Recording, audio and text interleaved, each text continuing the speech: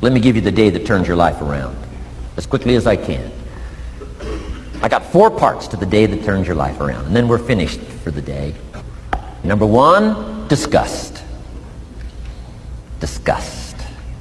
Disgust is a negative emotion, but it can have a very positive, powerful effect. Disgust says, I've had it. What an important day that could be. I've had it. Wow.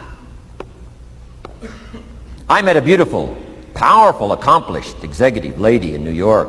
The company invited me to come in. This lady was a vice president, extraordinary lady. I got to know her and I found out her story. I said, how did you get here? Big income. And she never went to college, never went to university. I said, how did you get here? Executive, powerful, income. She said, well, let me tell you part of the scenario. She said, when I was a young mother a few years ago,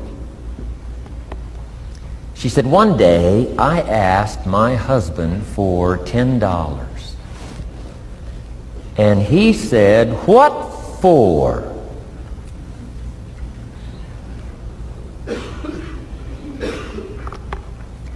She said, before that day was over, I decided I would never, ever ask again. She said, I started studying opportunity, found it, took the classes, put myself through the schools, did the scenario. Now I'm vice president. I make a lot of money. And she said, I kept my promise. I've never, ever had to ask again. It's called a life-changing day. The day you say, enough is enough. Now, if you can add an act to your disgust, it helps. A man takes a shotgun to his car, blows out every window, destroys every tire, puts 100 rounds in it, and says, I've driven this embarrassing thing for the last time. And then he saves it. He saves it. And later when somebody says, how did you become rich and powerful? He says, let me show you this car. One day I'd had it up to here, I blew it to smithereens. Enough is enough. Powerful. Here's the last 3.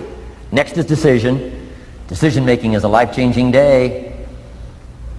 If you went home today and in the next few days cleaned up a list of decisions, it could furnish enough inspiration for the next 5 years, 10 years. What an inspiring day, the day you can bring yourself to decide. And here's the 3rd one, desire, wanting to bad enough. Who knows the mystery of that? We don't know. But here's something I do know. Sometimes desire waits for a trigger, waits for something to happen. Who knows what the happening may be? A song, the lyrics, a movie, the dialogue, a seminar, a sermon, a book, an experience, confrontation with an enemy, a conversation with a friend who finally levels with you. Whatever the experience it is, it's so valuable. And here's my best advice. Welcome all experiences. You never know which one is going to turn everything on. Don't put up the walls. The same wall that keeps out disappointment keeps out happiness. Take down the walls. Go for the experience. Let it teach you. And here's the last one. Resolve. Resolve says I will. 2 of the most powerful words in the language. Benjamin Disraeli said, nothing can resist a human will that will stake its existence on its purpose. Shortly put, I'll do it or die. Best definition of resolve I got from a little junior high girl, Foster City, California. I'm going through some words one day. I got to this one and I asked the kids, who can tell me what resolve means? Some didn't know, some tried. Interesting. The last one was the best. Little girl about 3 years back, she said, I think I know, Mr. Rohn. I said, what? She said, I think resolve means promising yourself you will never give up. I said, that's the best I've ever heard. She's probably giving seminars somewhere today, right? I mean, that's the best I've heard. I asked the kids, how long should a baby try to learn how to walk? How long would you give your average baby before you say, hey, enough's enough? No. Any mother in the world would say, you're crazy. My baby is going to keep trying what? Until. What a magic word. I want you to write it down. Until. Promise yourself you'll read the books until your skills change. You'll go to seminars until you get a handle on it. You'll listen to it until it makes sense.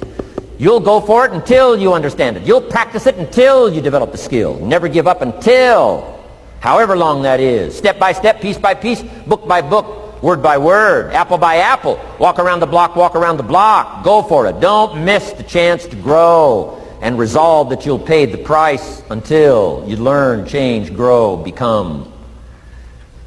Then you'll discover some of life's best treasures when you pay that price.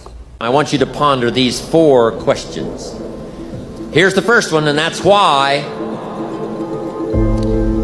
Why pay the price? Why work this hard? Why go this far? Why try to learn this much? Why develop yourself to the full? Why try to become all that you can possibly become? That's a good question, why? And you're the only one personally that can answer that question for yourself. You've got to have your own list of whys. Here's what I want you to do when you go home after you've left this extravaganza. Work on your list of whys. One of the big thrusts for success is to come up with a strong enough why. In leadership training, here's what we learn. If the why is powerful, the how is easy. Now, here's number 2.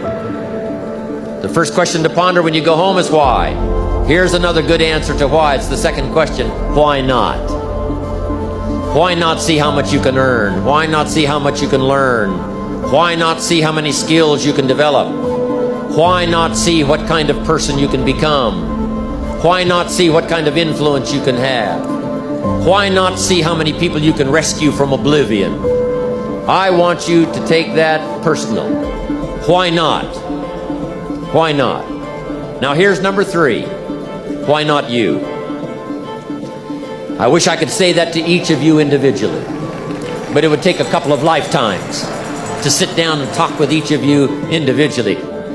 But I want you to take it personal. And my personal question to you is, why not you? You've got the brains. You can make decisions. You can study the plan. You can change your life. You can grow immensely in the next few years. You can make your dreams come true. You can build a financial wall around your family nothing can get through. You can become healthy. You can become powerful. Why not you? And I'm here to say that I'm ready to pledge my support to make your personal dreams come true. I asked the question, why not you? But I'm not going to ask it and just walk away. I'm going to ask it and walk with you. And now here's my last question. My very last question on the questions to ponder is, why not now? There never was a better time. Take this dream and not let it die. Take this dream and give it life. Take this dream and breathe into it your own personal spirit until finally it becomes a flame that burns around the whole world. Let's go do it now. I want you to take it personal. And my personal question to you is, why not you? You've got the brains. You can make decisions. You can study the plan. You can change your life. You can grow immensely in the next few years. You can make your dreams come true. You can build a financial wall around your family nothing can get through. You can become healthy. You can become powerful. Why not you? And I'm here to say that I'm ready to pledge my support to make your personal dreams come true. I asked the question, why not you? But I'm not going to ask it and just walk away. I'm going to ask it and walk with you. One of the best phrases I could give you for the day, here it is. Don't be lazy in language. Don't be lazy in language, because the gift of language can create a career. It can help somebody see the way into the future. It can help somebody change from who they are to who they would like to be. It will help you to see the gift of your own intellect. There's an innate vocabulary in all of us that helps us to see, helps us to translate what's going on in the world, what's happening, so that we can make good decisions instead of poor ones. We can make less mistakes this year than we made last year. One of the major things to pray for is to be gifted in language, because it can have such a dynamic effect on your children. It can have such a dynamic effect on your business. It can have such a dynamic effect on your customers. It can have such a dynamic effect on your business partners, that not to continually get better and better at the gift of language would be a great mistake. One way to learn is from your own experiences, but another way to learn is from other people's experiences. See, one book might save you 5 years if you read it. Did you know there's books on how to be stronger, more decisive, be a speaker, be a leader, have a better effect on other people, develop your personality? Did you know there's books on that and people don't read them? Did you know that hundreds of successful people have written their stories in books and they wrote down how they did it, and people don't read it? How would you explain that? The guy's busy, I guess. Good worker, hard worker, sincere. But you got to be better than sincere and work hard. Otherwise, at the end of your life, you'll wind up cold, stony broke. You got to be better than a good worker. You got to be a good reader. Here was the best promise my mentor ever gave me. He said, Mr. Rohn, if you will change, everything will change for you. Wow, I took that to heart. And sure enough, the more I changed for the better, the more I changed from having a poor day to a good day, from lack of discipline to discipline. The more I changed, giving up old habits, acquiring new ones, the more my life changed, my income changed, everything changed.